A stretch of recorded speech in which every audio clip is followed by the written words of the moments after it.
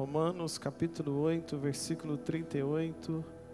Quem encontrou pode dizer amém.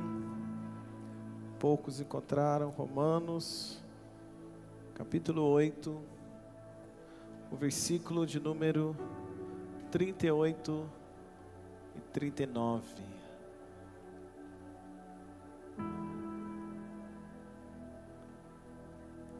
Amém? As crianças. As crianças também já podem ir pro Vida Kids. Isso, já tem lá todo mundo preparado, esperando as crianças. Obrigado, pastor. Então vamos lá, irmãos. Irmãos, eu quero pregar esta manhã sobre o tema convicção. Qual é o tema desta manhã? Convicção. Você pode dizer aí, mais convicto? Diga convicção. Eu quero falar um pouquinho sobre isso esta manhã. E o texto diz assim, Romanos 8, versículo 38.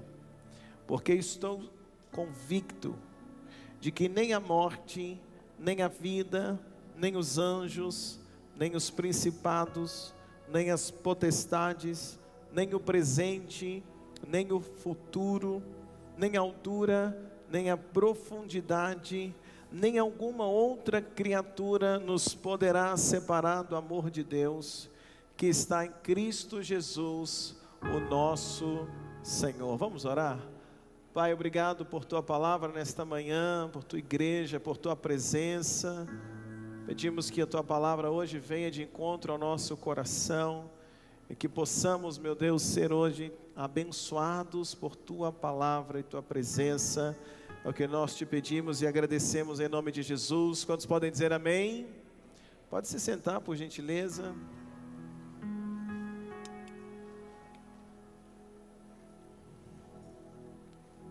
Irmãos, convicção.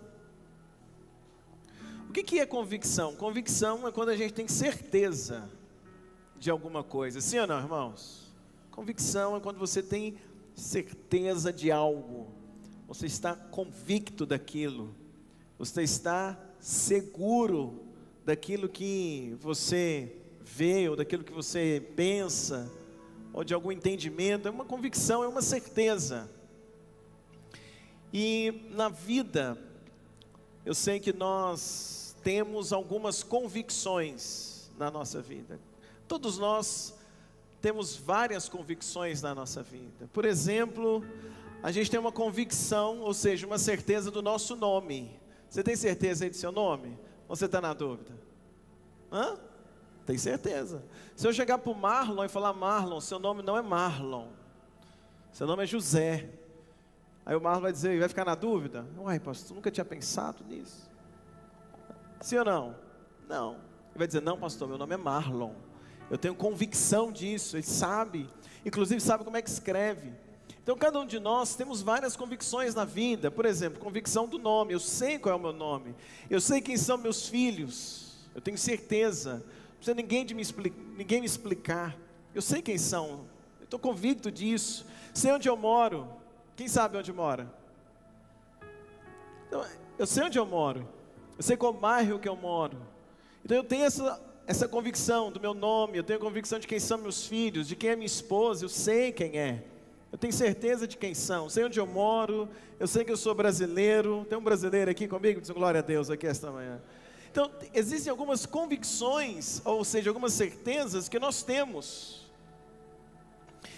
E muitas das vezes algumas convicções são diferentes. Por exemplo, eu tenho a convicção do meu nome, mas é diferente do seu. Eu tenho a convicção do meu endereço, que é diferente do seu. A sua convicção do seu endereço é diferente do meu. Mas existe algumas, ou pelo menos uma convicção que nos une. Se a convicção do seu endereço é diferente do meu, porque nós moramos em bairros diferentes, temos nomes diferentes, temos cônjuges diferentes, filhos diferentes, e por aí vai. Sonhos talvez diferentes, estudamos em escolas diferentes, enfim, mas são convicções que nós temos daquele lugar. São diferentes uns dos outros, mas tem uma convicção que nos une, que é a convicção da fé em Cristo Jesus. Posso ouvir um glória a Deus aqui esta manhã? Então, se tem alguma convicção que é diferente, por exemplo, onde mora, onde quer chegar, sonho e por aí vai, tudo bem. Mas temos uma convicção que nos une, é uma convicção que nos trouxe aqui esta manhã, que é a convicção da fé em Cristo Jesus. Alguém diz um glória a Deus aqui comigo esta manhã, irmãos? Agora, as convicções que nós temos, essas convicções vão nos definindo.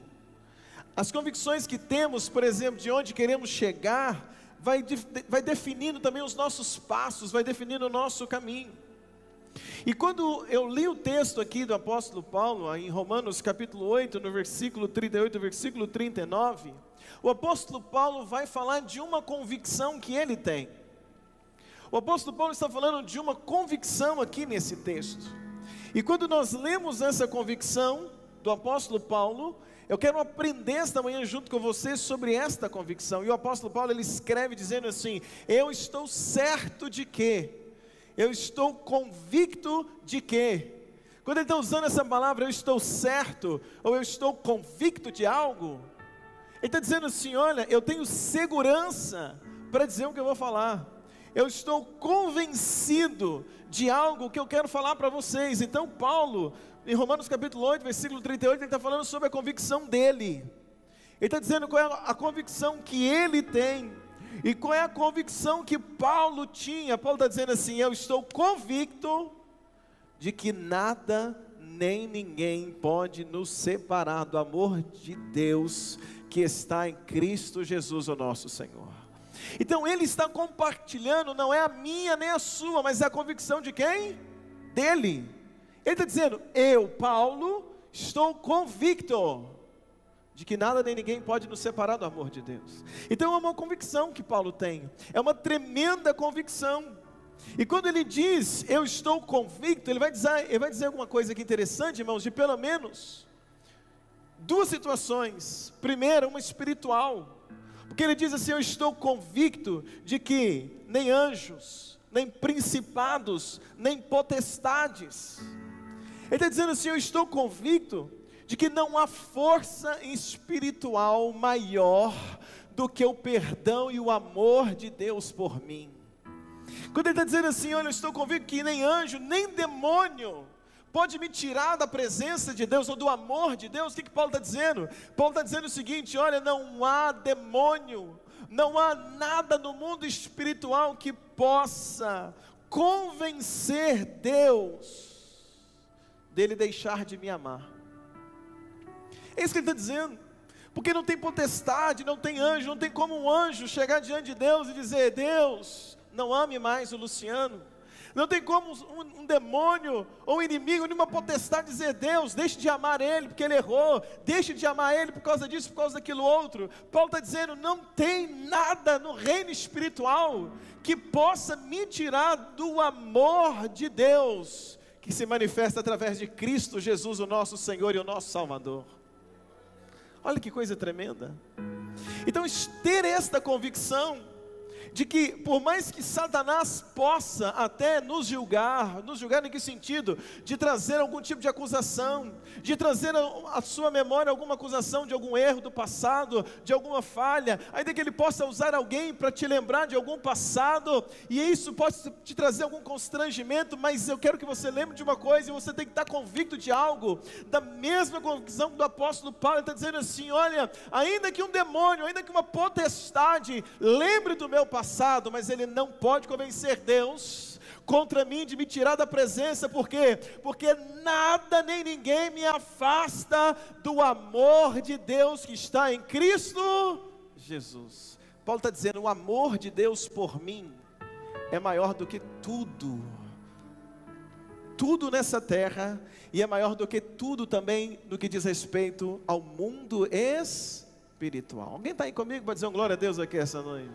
É como se Paulo estivesse dizendo: eu não tenho medo de que algum demônio, ou de que Satanás, ou algum anjo, ou qualquer coisa nesse sentido, possa me afastar do amor de Deus. Não há nada no mundo espiritual que vá nos afastar do amor do nosso Deus. Você pode dizer um glória a Deus comigo aqui esta manhã?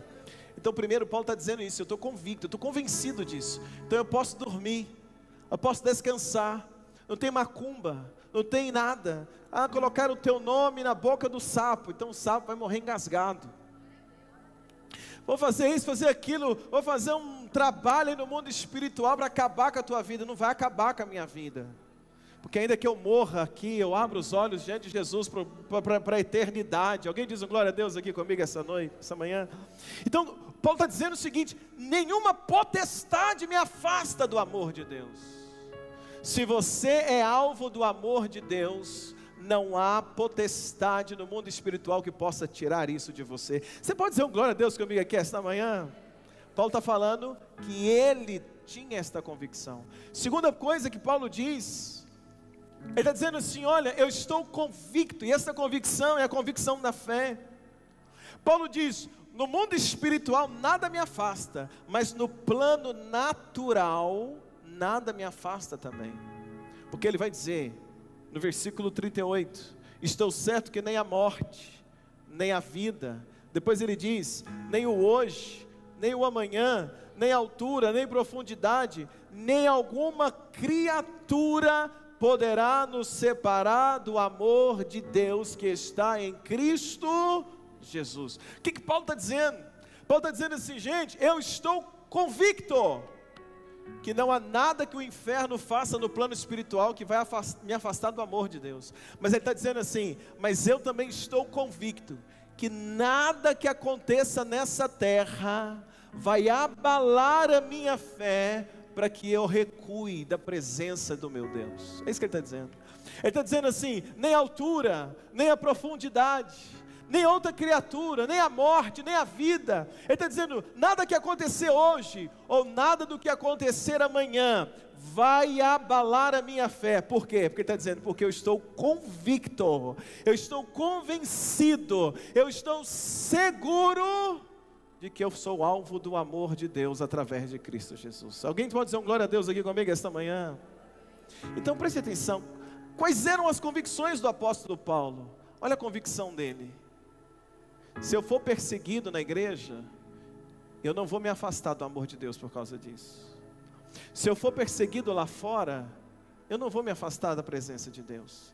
Se eu for caluniado lá fora, se eu for chicoteado, se me prenderem, se me baterem, se eu passar fome, se o navio que eu tiver naufragar e eu tiver que nadar para sobreviver, nenhuma dessas coisas vai abalar a minha fé, porque a minha fé está firmada não é no que acontece à minha volta, mas é no amor de Deus através da pessoa de Cristo Jesus. As convicções que temos nos traz segurança. Sim ou não, gente? Sim ou não, irmãos? Traz segurança. Então essa convicção de Paulo trazia segurança para ele. O que Paulo escreveu? 2 Timóteo, não precisa abrir tua Bíblia, capítulo 1, versículo 12. Quando o apóstolo Paulo está escrevendo a Timóteo, Paulo diz assim, vou ler para você, 2 Timóteo, capítulo 1, versículo 12. Paulo falando do Evangelho, ele diz assim: Timóteo, por causa do Evangelho eu padeço, mas eu não me envergonho. Escuta isso, ele está dizendo, eu sofro por causa do Evangelho. Sofre o quê? Perseguições, calúnias. Mas ele está dizendo, eu sofro por causa do Evangelho, mas eu não me envergonho. E por que ele está dizendo isso? Ele diz assim, eu não me envergonho, porque eu sei em quem eu tenho crido, e estou certo de que Ele é poderoso para guardar o meu depósito até aquele dia. Então Paulo está dizendo assim, por mais que eu sofra, eu posso até sofrer, mas eu não sinto vergonha, eu tenho orgulho de dizer, sou crente. Sabe por quê? Porque eu sei em quem eu creio. Eu estou convicto na pessoa que eu sirvo, que é Jesus. Eu estou convicto de que Ele está guardando o meu depósito. Paulo está dizendo, tudo que eu faço para Ele, tudo que eu faço para o reino, cada vez que eu sofro, ou cada vez que eu prego, cada vez que eu ensino, cada vez que eu amo, cada vez que eu perdoo, eu estou fazendo um depósito para a eternidade. E quem guarda esse depósito, Ele é poderoso, é o Deus da minha salvação. Paulo está dizendo, eu creio nisso, por isso não me envergonho do Evangelho. O que tem de gente que se que fica com vergonha de dizer que é crente? Sim ou não? Se envergonha do Evangelho. Que tem de pessoas que ficam envergonhadas, não dizem que são crentes, né? Não, eu estou indo ali na igreja, eu faço parte lá também, de vez em quando eu vou. Tem vergonha de falar. Tem vergonha de falar, não, eu sou líder lá na minha igreja, sou um diácono, falar lá fora, sou pastor. Você é o quê? Tem vergonha. Vergonha por quê? Porque às vezes por causa de perseguição, às vezes por causa de crítica, por causa de calúnia, evita dizer. Paulo está dizendo assim, eu não me envergonho. Agora, por que ele está dizendo que não envergonha? Porque ele está dizendo, porque eu sei em quem eu creio. Você sabe em quem você crê? Você sabe em quem você crê? Você sabe em quem você crê? Diz um glória a Deus aqui comigo esta manhã. Paulo está dizendo, eu não tenho que me envergonhar, porque eu estou convicto do que eu estou fazendo e quem eu estou servindo. Jó, em um dos piores momentos da vida de Jó, Jó faz uma declaração parecida com essa do apóstolo Paulo. Jó, ele declarou, no livro de Jó, no capítulo 19, versículo 25, Jó declarou assim, eu sei que o meu Redentor vive. Olha, ele está dizendo, eu sei que ele vive, ou seja, eu creio, eu estou convicto de que o meu Redentor vive e que por fim ele se levantará por sobre a terra. Quando é que Jó disse isso? Quando que Jó falou essas palavras? Pastor, Jó falou essas palavras quando ele tinha perdido tudo, mas não é só tão simples assim. Quando que Jó declarou, eu sei que o meu Redentor vive? Sabe quando Jó falou isso? Quando ele estava sozinho. Jó teve um momento que ele ficou sozinho. Ele havia perdido tudo, mas que tudo é esse? Ele não tinha família por perto, porque ele perdeu os filhos haviam morrido. A esposa não estava por perto, porque a esposa fez o quê? Criticou, abandonou, falou para ele assim, olha, amaldiçoa esse teu Deus e morre. Se ela fosse mineira, ela falava, morre trem. Ele não tem mais os servos, ele não tem dinheiro, ele não tem posses, e ele não tem amigos. Porque os amigos de Jó, na verdade, estão ali não para ajudar, mas estão lá criticando ele. Certamente você pecou, Jó. Jó, você fez alguma coisa errada para estar vivendo isso. Então Jó estava sozinho.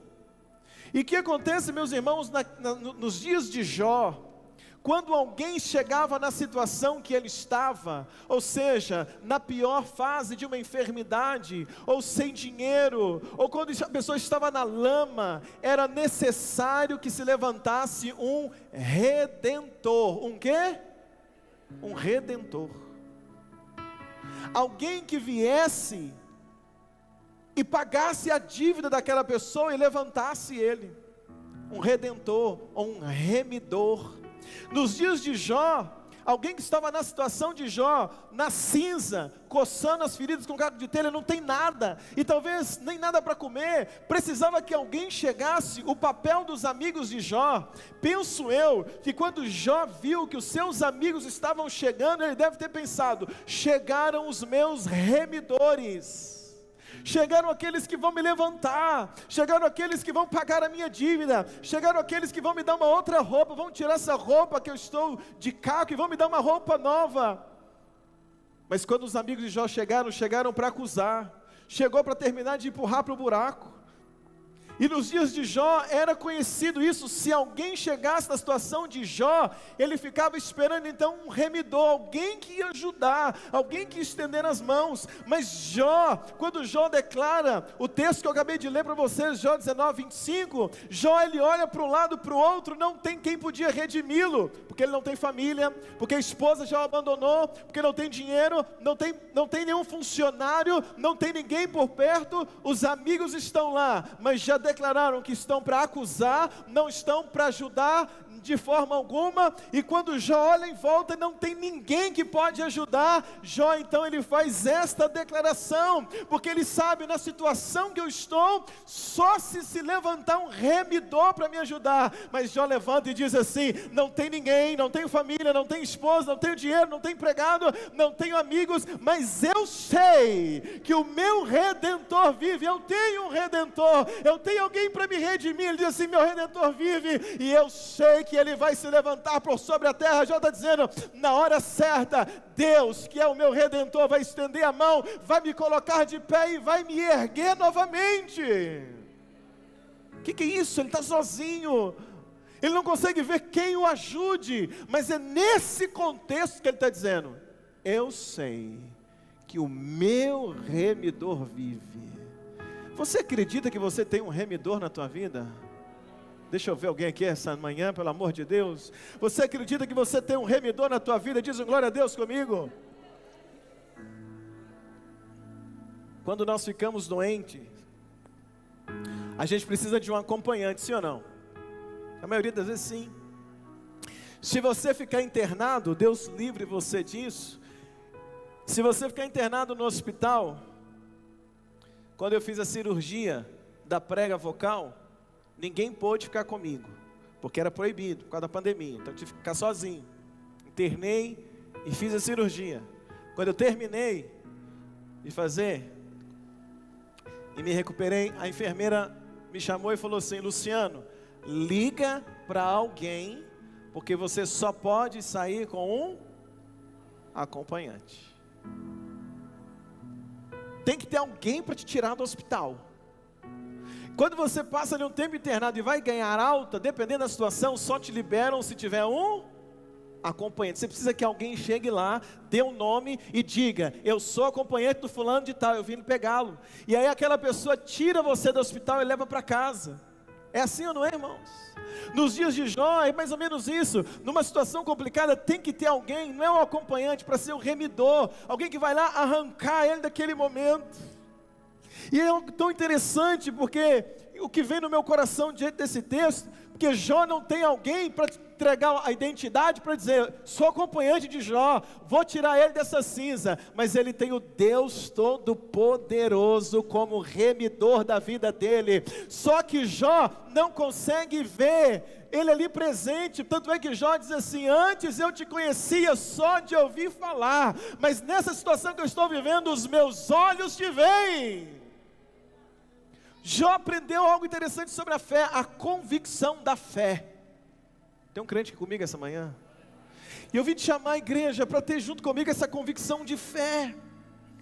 Eu estou mostrando para você aqui palavras de homens, de pessoas, que apesar de um momento de luta, que apesar de um momento de perseguição, que apesar de um momento de dificuldade, Paulo viveu tantas perseguições, Paulo viveu tantas injúrias, Paulo viveu tantas acusações, mas ele dizia: eu estou convicto em quem eu creio. Jó perdeu tudo, está sozinho, mas está dizendo: eu estou convicto que o meu Redentor vive. Tem um crente aqui comigo para dizer um glória a Deus aqui esta manhã? Hoje eu vim convidar você, eu não sei qual é a situação que você está vivendo hoje, ou que você possa viver amanhã, porque Paulo diz: nem o hoje me afasta, nem o porvir, nem o que pode acontecer amanhã. Paulo está dizendo: porque eu estou convicto. E eu vim hoje chamar a Igreja Batista Vida para viver essa convicção da fé, essa convicção onde você vai todo dia dizer: não há demônio que me afaste da presença do meu Deus, não há espírito maligno que me afaste do amor de Deus, mas também não há nada nessa terra que vai abalar a minha fé, porque eu estou convicto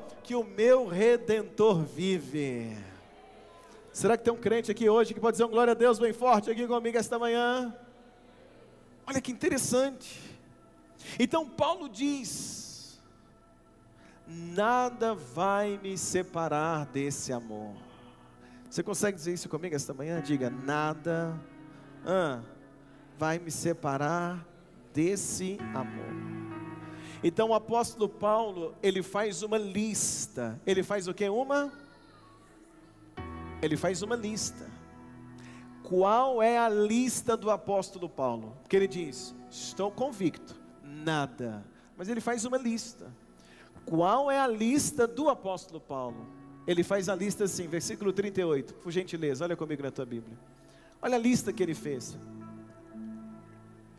Estou certo de que, diz comigo, nem a morte, nem a vida, diga comigo, nem os anjos, diga para a igreja, nem os principados, potestades, nem o hoje, diga, nem o amanhã, nem a altura, nem profundidade, nem outra criatura poderá nos separar do amor de Deus. Paulo está dizendo que nenhuma dessas coisas nos separam do amor de Deus. Paulo tem convicção, tem ou não tem? Sim ou não, irmãos? Agora deixa eu entender uma coisa com você. Esta convicção de Romanos 8, 38 é de quem? É de quem? De Paulo. E ele está dizendo assim, todo mundo está convencido. Ele está dizendo assim, todo mundo está convicto. Não, ele está dizendo o quê? Eu estou convicto. E ele está dizendo, eu estou convicto. Então a convicção aqui é dele, é do apóstolo Paulo. Olha para mim, por favor. Ele está dizendo, eu estou convicto. E ele faz uma lista. Nenhuma dessas coisas nos separa. Mas a gente precisa entender uma coisa esta manhã. Não adianta Paulo estar convicto. Não adianta a pessoa que está do seu lado estar convicta também. Não adianta estar escrito na Bíblia e a gente crê. Não adianta apenas estar escrito na Bíblia e a gente lê. Não adianta Paulo estar convicto se você tem dúvida. Não adianta estar escrito na Bíblia e você lê, mas não está convicto da fé. Não adianta a gente ler aqui um texto muito bonito e muito romântico e dizer, olha, nem a altura. O que é a altura? Nem a altura, nem a profundidade, nem a morte, nem a vida, nem o amanhã, nem o hoje. Tremendo. É a lista do apóstolo Paulo. Mas o que adianta Paulo estar convicto se eu não estou? Do que adianta Paulo estar certo de que nada o separará, mas se eu não estar convicto? Então eu vim dizer para você esta manhã, Igreja Batista Vida, que além do apóstolo Paulo estar convicto, de além de estar escrito na Bíblia, e além da gente ler, nós temos que ter esta convicção, porque esta convicção nos une. Deixa eu ouvir um amém aqui esta manhã. Você tem que estar convicto disso. Você tem que estar convicto de que nada vai separar você do amor de Deus. Tem alguém aqui comigo, irmãos? Dizem glória a Deus. Nada. A gente tem que ter essa convicção. Então eu vim convidar você, para me fechar a mensagem esta manhã, eu vim convidar você a refletir comigo sobre isso. Sobre a seguinte pergunta: o que poderia te afastar do Evangelho? Olha para mim, por favor. Isso, olha aqui, se conecta aqui. O que poderia te afastar do Evangelho? A lista de Paulo está dizendo, nem a altura, nem a profundidade, sim ou não? Nem demônio, sim ou não, gente? Nem amanhã, nem hoje, nada disso. Essa é a lista do apóstolo Paulo. Ele está dizendo, eu estou convicto, essas coisas não afastam, não vão me afastar.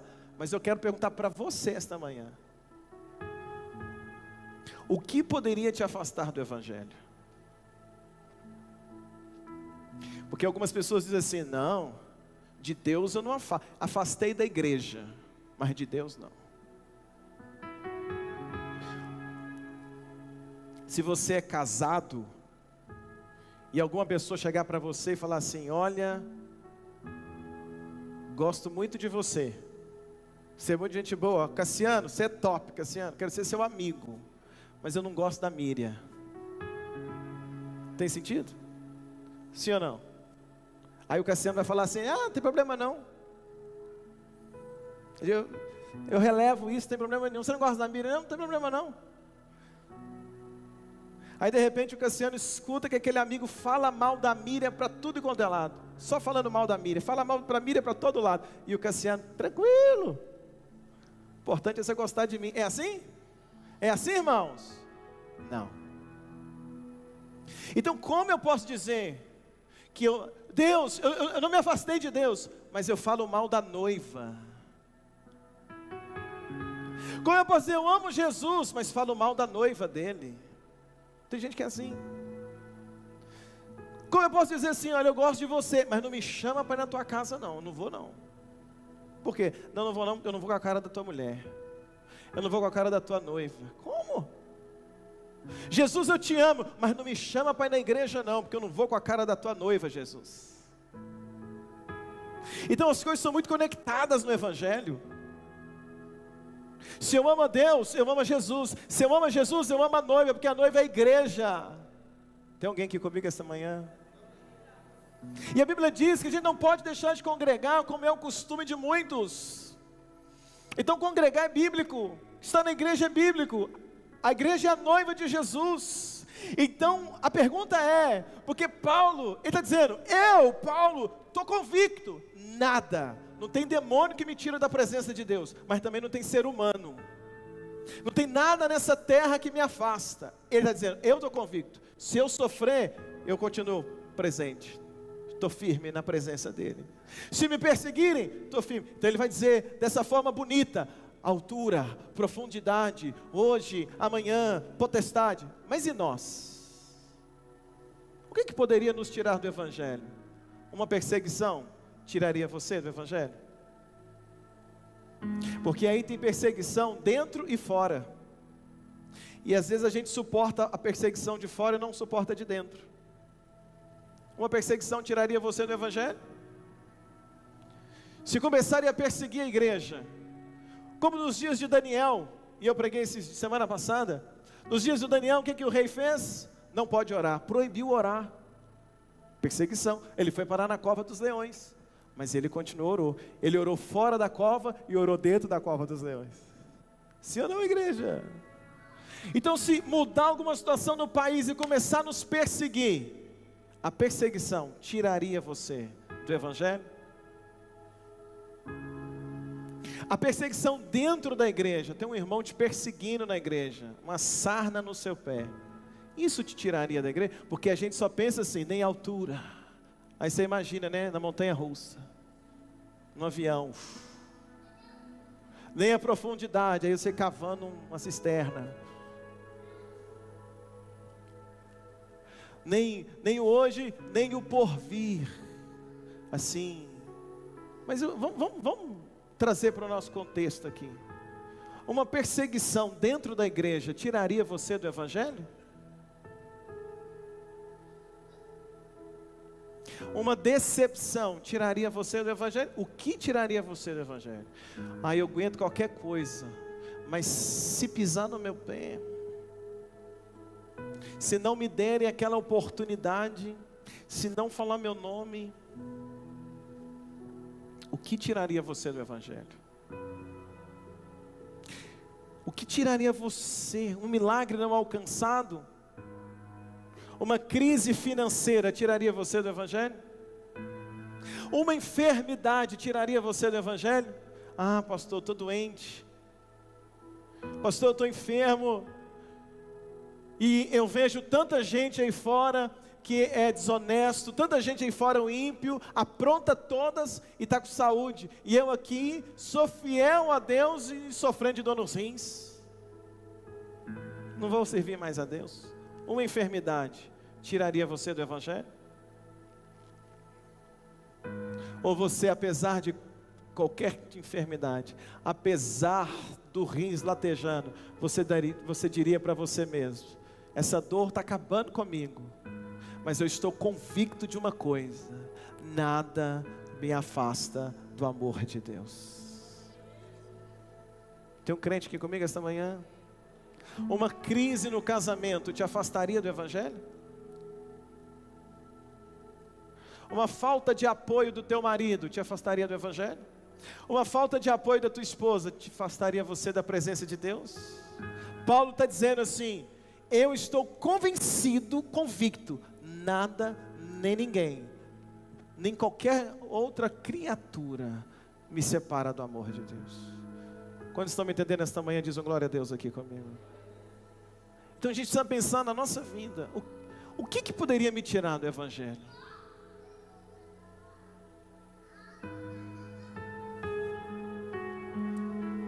Então eu fiquei pensando essa madrugada sobre essa palavra.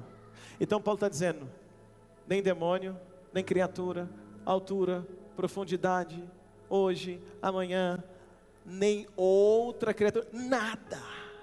Mas tem uma pessoa que tiraria você do Evangelho. Tem uma pessoa que tiraria você de tudo isso. E sabe quem é essa pessoa? Sabe quem é?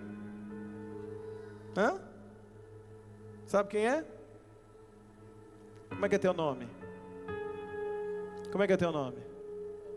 Essa pessoa seria capaz de tirar você do Evangelho. Quando você não perdoa, quando você não aceita uma situação, quando você não se humilha, quando você não decide permanecer, porque quem decide somos nós. Apesar de toda a luta, eu decido permanecer, eu decido ficar firme na presença de Deus, eu decido orar, eu decido cantar, eu decido ler a Bíblia, eu decido vir para o culto, eu decido, minha família, ninguém quer, mas eu decidi, pastor, eu vim, eu estou sozinho, um dia eles virão também, mas eu estou aqui, porque nada nem ninguém vai me tirar, nem eu mesmo. Tem um crente aqui comigo essa manhã. Então você tem que, vou usar um termo aqui, eu quero que você me entenda. Você tem que se convencer disso, entende? Estar convicto, dizer para você mesmo, todo dia, porque todo dia a gente enfrenta uma luta, ou não? Sim ou não? Aqui dentro e lá fora. Às vezes acontece alguma coisa que te chateia, então todo dia a gente tem que dizer, eu decido, eu vou ficar, eu decido, eu vou servir a Deus, eu decido, eu vou continuar firme, eu decido, isso não vai me tirar do amor de Deus, essa enfermidade, essa dor, essa crise, essa falta de dinheiro, o desemprego, a enfermidade, a perda de um ente querido, porque eu perdi alguém que eu amava demais, perdi sim, mas eu não vou perder minha salvação por isso, eu não vou perder minha fé por isso, eu posso perder tudo nessa vida, mas eu não posso perder a fé em Cristo Jesus. Tem alguém aqui comigo esta manhã? Então Paulo está convicto, e eu vou fechar a mensagem hoje, eu quero convidar você a orar comigo, e qual oração que eu quero convidar você a fazer? A gente clamar a Deus e dizer, Deus, me ajude a estar convicto todos os dias, para que nada, nem ninguém, nem eu mesmo, me tire da tua presença, do teu amor e do Evangelho. Diz assim, pastor, fala comigo, pastor, por que esta palavra é para mim? Sabe por que essa palavra é para você? Porque você está aqui, porque você está na igreja, porque você decidiu vir hoje. Deixa eu ver um amém. Porque você está firme, deixa eu ver um amém. Então esta palavra é para quem está firme. Para quem não está, a palavra é outra, mas para quem está aqui, essa palavra é essa, porque quem pensa estar de pé, cuide-se para que não caia. Todo desviado hoje, um dia se sentiu firme, ou não?